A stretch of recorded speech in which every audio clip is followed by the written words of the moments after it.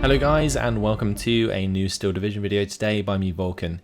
Today I have for you the battle group overview for the 1st SSB. This is the third video of 4 in the second wave DLC division battle group overviews, and we are going to be starting today with, of course, the Recon Tab. So the Recon Tab for the 1st SSB is probably one of the easiest to look at out of any division that's ever been released. There is only 5 cards to choose from. You have 4 availability slots, so you can't really go wrong. In my case, what I'm doing is bringing all of the Infantry Recon. The beauty of Infantry Recon being that they have very high optics. And this Scout 30 AU squad is pretty damn strong as well. They have the Lanchester submachine guns, which have a higher HE than average when it comes to submachine guns, and therefore 8 HE plus the 3 HE at close range makes them pretty formidable. So these can defend themselves quite well, but generally I would say keep all of your infantry in this division on return fire, because you have quite a low availability when it comes to infantry based recon, and they come in a Willys Jeep as well. They can get to where they need to go pretty damn quick. The Recce 30 AU, these guys come in a Humber Mark III.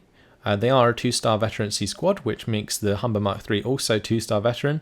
Same again with the Lanchester submachine guns. 8 HE at close range is pretty damn strong, but you want to just be using the smoke to keep them out of line of sight, reposition them when you need to, keep them on return fire.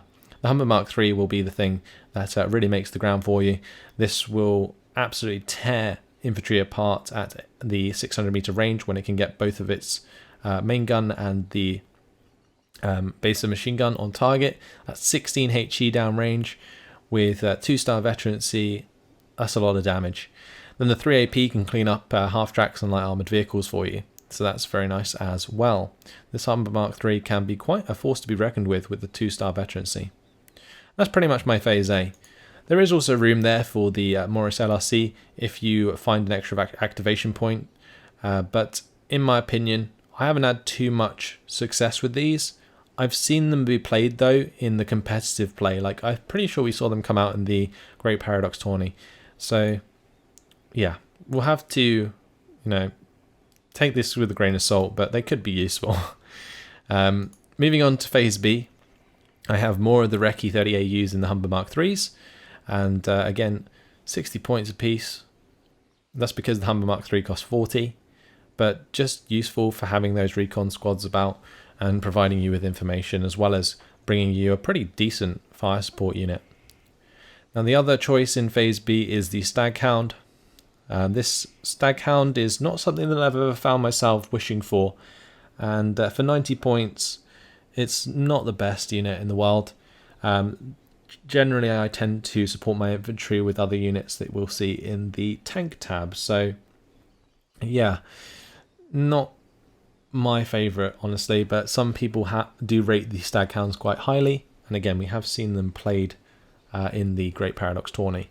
Not in the 1st SSB, same with the Morris LRC, we don't really see them in the 1st SSB, but that's just because the 1st SSB isn't necessarily as much of a competitive division. But let's move on to the Infantry tab anyway. There's a lot of commando units in the 1st SSB. This is mainly because it's the Special Service Brigade, so it's all of the commandos. The Commando Leader is where we will start with the wonderful white sweater on this chap here. Absolutely balling in that. But these Commando Leader are actually pretty good. They have 12 HE at the 100 meter range. They have the 20 HE satchel, so they can defend themselves. However, I wouldn't recommend necessarily wasting these guys. Make sure they are kept back and maintain the veterancy for your other units that will benefit a lot more from it. And that's the way to use these guys. The 2-star veterancy makes their command radius pretty large, so that's what you've got to exploit. We have Commando Assaults here to accompany them. And Commando Assaults are like an upgraded Commando Leader, just without the command. They have extra 2 men, and that means they have an extra 2 submachine guns, which gives them 18 HE at close range, plus 2 satchel charges. Pretty damn strong unit for close range engagements.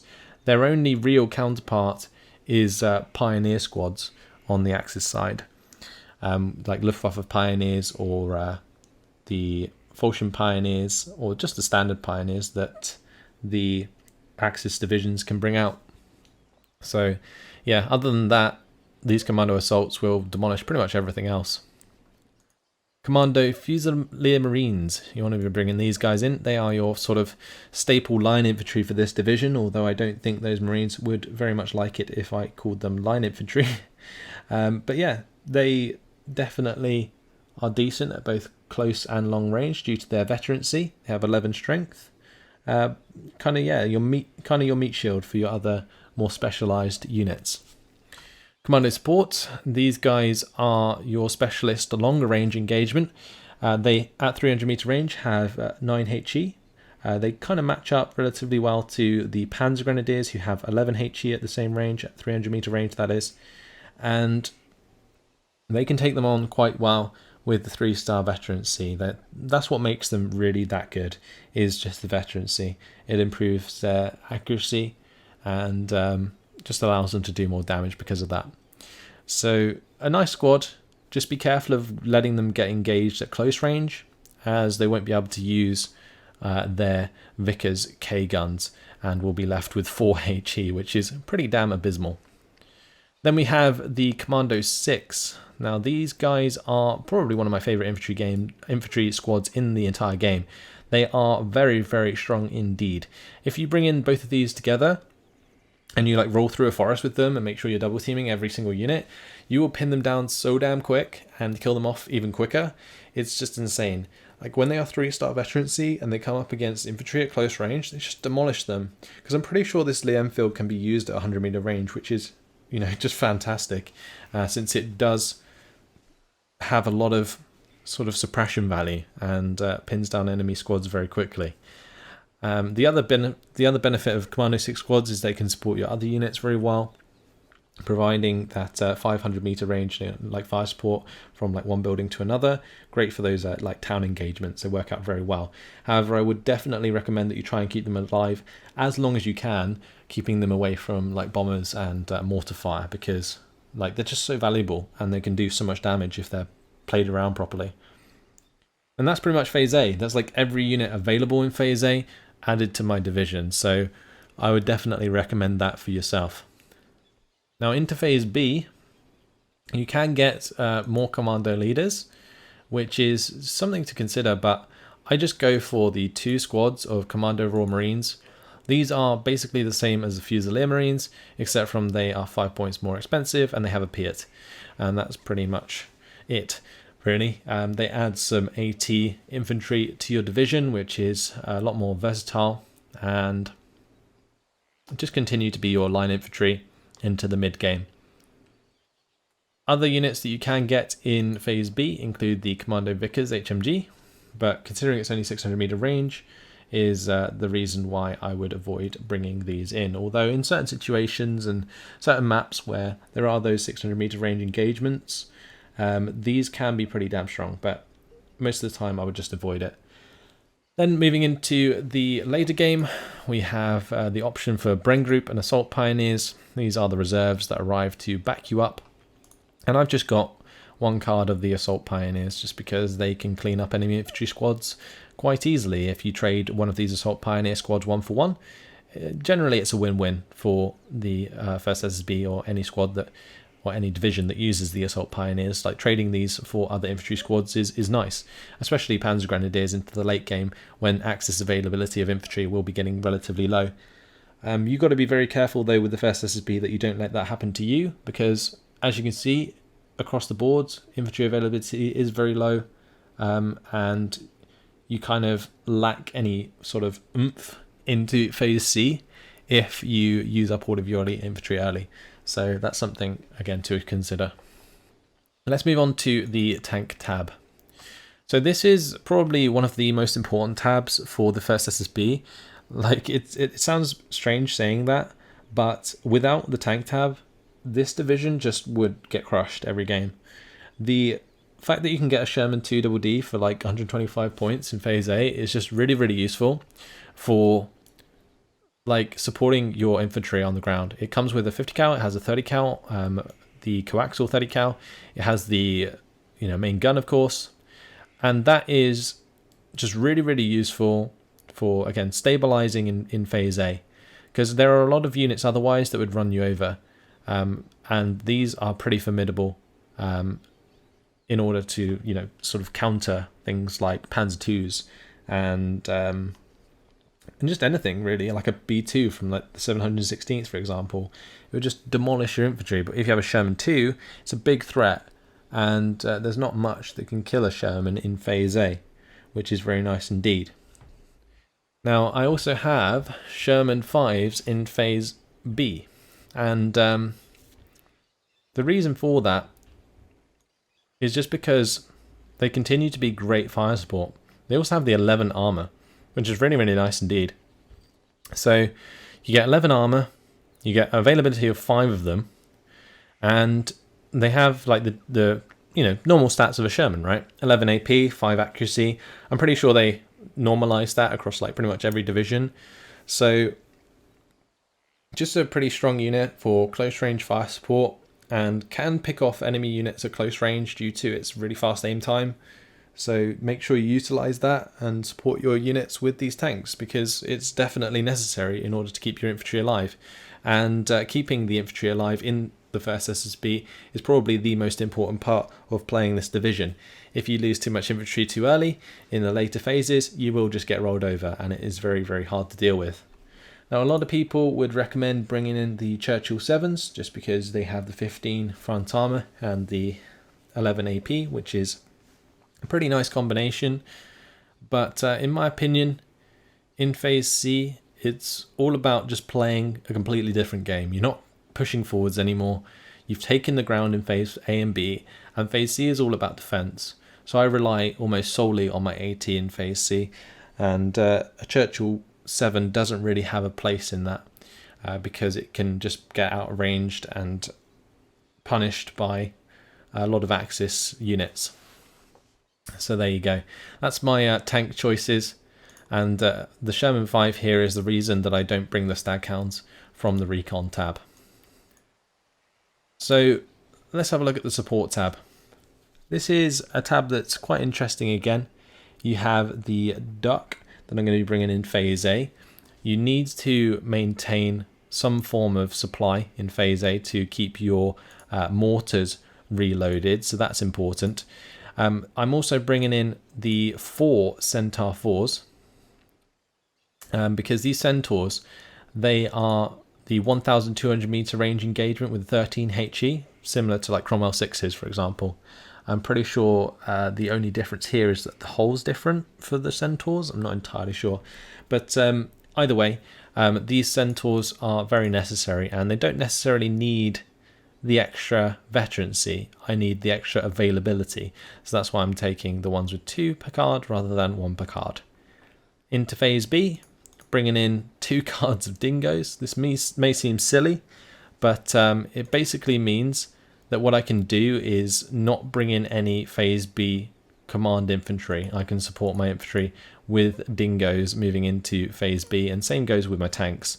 Like, I don't have to rely on these Churchills in phase C. I can make sure that my Sherman 1s and Sherman 5s are supported with command in the later phases, and that's why having so many dingoes in this division for me is pretty important, because you can use them for everything, and they're pretty cheap.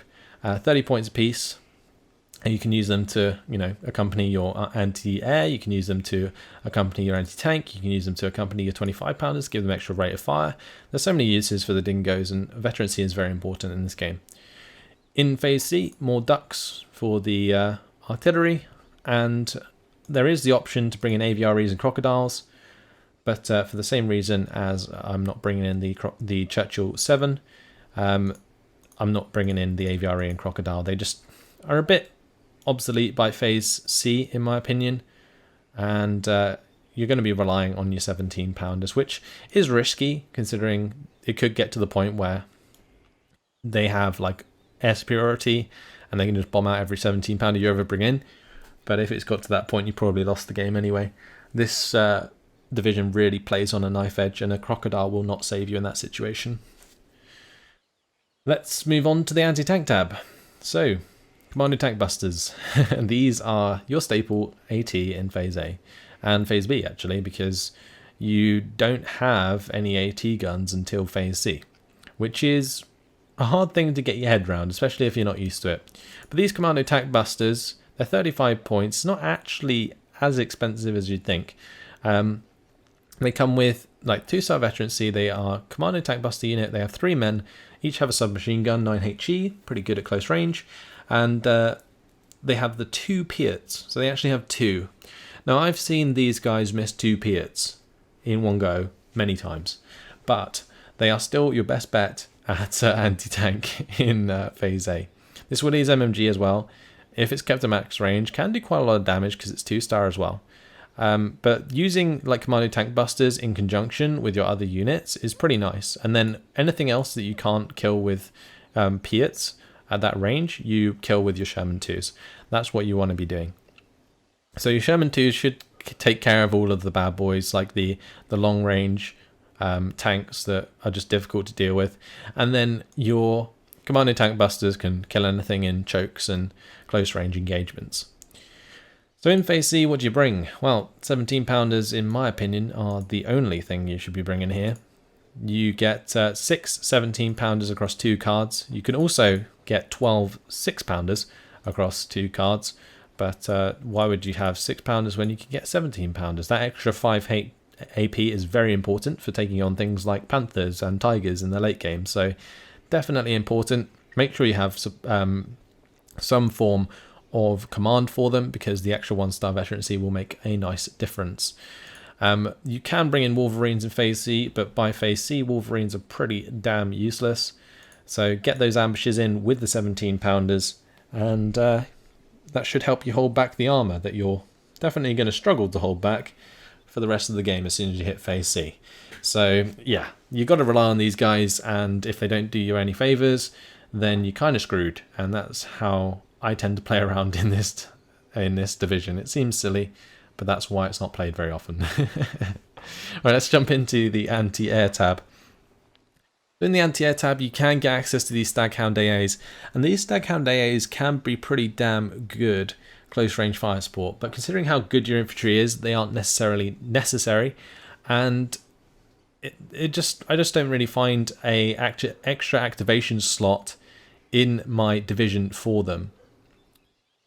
So I'm going to be bringing in 2 Bofors in Phase A, and then 5 more in Phase C. These 2 Bofors, they need to last you through Phase B, and generally Stag Hound AAs can't do that because of their sort of lack of range, I guess. That 30 cal not really doing you much favours. But yeah, the 50 cal there, that's all you've got really on target to shoot down enemy aircraft.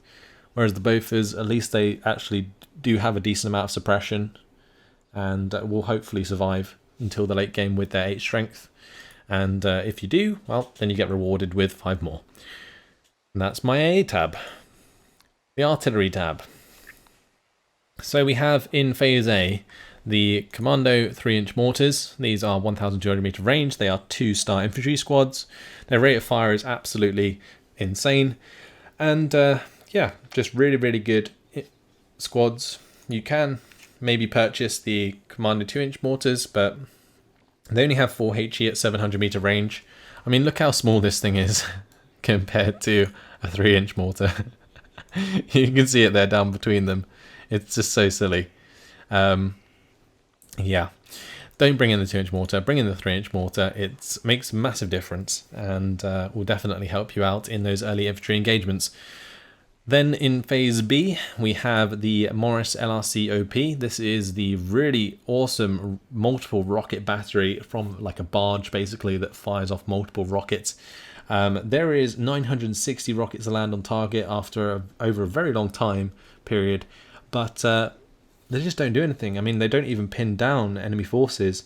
I think the suppression value on this needs to go up in general to make it actually useful, because at the moment, units can just drive away from it and even sit in the middle of it and not really be affected too much, which is kind of silly considering the amount of firepower that is coming down onto the field.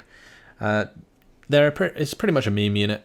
You can bring it in for some fun, but once you've done it once, you probably will never want to do it again. So there you go. Now moving into Phase C, 25 pounders, you can get cards of 4 of them, and 4 should be enough. So I've spent 1 activation point on bringing 4 in. 2,400 meter range with the 11 HE power, really good for just taking out pesky units or pinning down units that are approaching you. And these 25 pounders in Phase C can really make things difficult for your opponents, because you can see you get 160 points per minute in Phase C. That is like, you're able to bring in these just so often. It's ridiculous. So yeah, like in 3 minutes you can bring in all 4 of them, and that's just a lot of firepower that you can put down onto your opponents very quickly indeed. So just really good for holding back the enemy when you're probably going to be in a pretty bad position by Phase C. And finally we have the Churchill OP with the 140mm off map. Just not useful. The 140mm off map is kind of trash, and the Churchill doesn't have a main gun due to it being radio modified.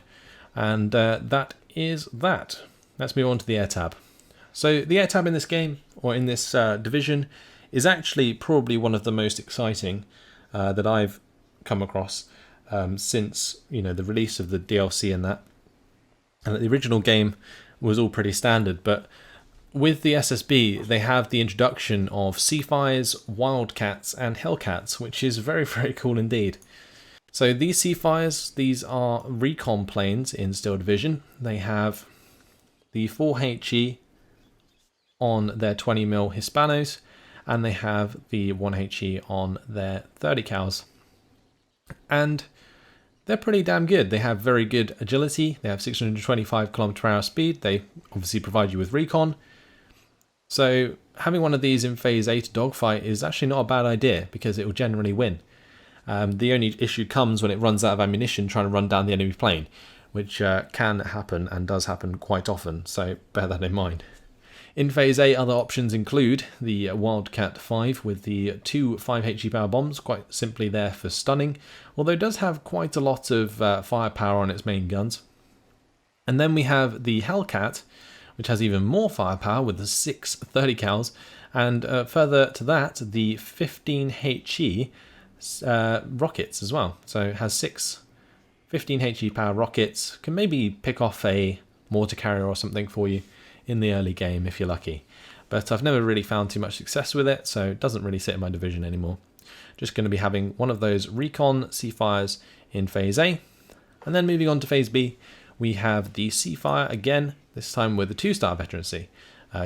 Both of these coming out together and accompanying each other is actually very, very strong indeed against singular enemy fighters. So that's something to do. The other thing is you could maybe basically sacrifice a Recon Seafire and go for the Seafire F3 instead, but they still have the same amount of Hispano ammo. So their HE drops off pretty quickly once they run out of that, and you only get like another 2 30 cals to compensate. So in general, like, I'd much rather have the extra speed on the Seafire L3 rather than the Seafire F3, alongside the very good agility in order to, you know, do what I need to do. So yeah, there's that. Anyway, that's the Seafire F3, and the other choice in Phase B is this Hellcat 1. I actually have one card of these. These guys have the 2 15HE power bombs. Again, they also have the 6HE power with the 650 cals mounted in the wings. It's pretty damn potent if you ask me. There is also the option to bring in the Hellcat ones with the 6 15HE power rockets again. But for 200 points, I don't know, they just seem overpriced to me, and that's why I don't tend to bring them in. But either way, moving into Phase C, I am going to be affording myself some 2-star veteran Seafire F3s. I think for the price and for the firepower with the 2-star veterancy, it works out much better than just the 1-star variants in Phase B. And then I also have the 2 Hellcat ones with the 25 HE power bombs. Just really, really good for pinning and stopping the progression of enemy tanks, and maybe just picking off enemy AT guns if for whatever reason you're still making ground in the later phases of the game. But yeah, Hellcats, Seafires, Wildcats, very, very cool indeed. That is my setup. That is the first SSB. What a crazy division this is. But yeah, just in general, the way to play around the first SSB, in my opinion, is you have a really strong Phase A. With the Centaurs, with your strong infantry, with the Sherman 2s. The Sherman 2 Centaur combo with the really elite infantry that you have is very, very strong indeed. You also have the Commando 3-inch mortars. Like, what's not to love in Phase A about the first SSB? It's moving into Phase B that is the issue. You've got to make sure that you manage your infantry availability and basically reinforce yourself with a bunch of Shermans to keep your push alive and try and make as much ground as you can before Phase C, where your division completely turns on its head into like an artillery division, like a defensive artillery division, where you rely more on your 25 pounders and your 17 pounders. Like, that is your Phase C, as well as, of course, bringing in your aircraft as you go along. And you'll just end up finding yourself in Phase C not really doing too much other than managing artillery and bringing in airstrikes when and where you need them.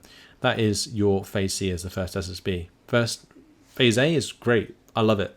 Phase B sometimes can be just as good, especially if you keep the momentum. But as soon as you hit Phase C and you don't really have like any like big units to bring in that are actually useful, it kind of just falls off. And a lot of people would be like, why don't you bring in crocodiles? Why don't you bring in Churchill 7s? They just aren't good enough. They really aren't. They won't make you any ground. Not in Phase C, not against Panthers and all that big stuff. It just doesn't make a difference. You may as well just bring in what you need and get in all of the units you want in Phase A and B. And that's how I pretty much built the division. So there you go. That's my argument for the first SSB, and I'm sure you guys will have your own thoughts and division setups. Please let me know about them in the comments. I love the discussion you guys create in the comments about these videos. So hopefully you guys have enjoyed it. Thanks for watching, and I'll see you in the next video. Goodbye.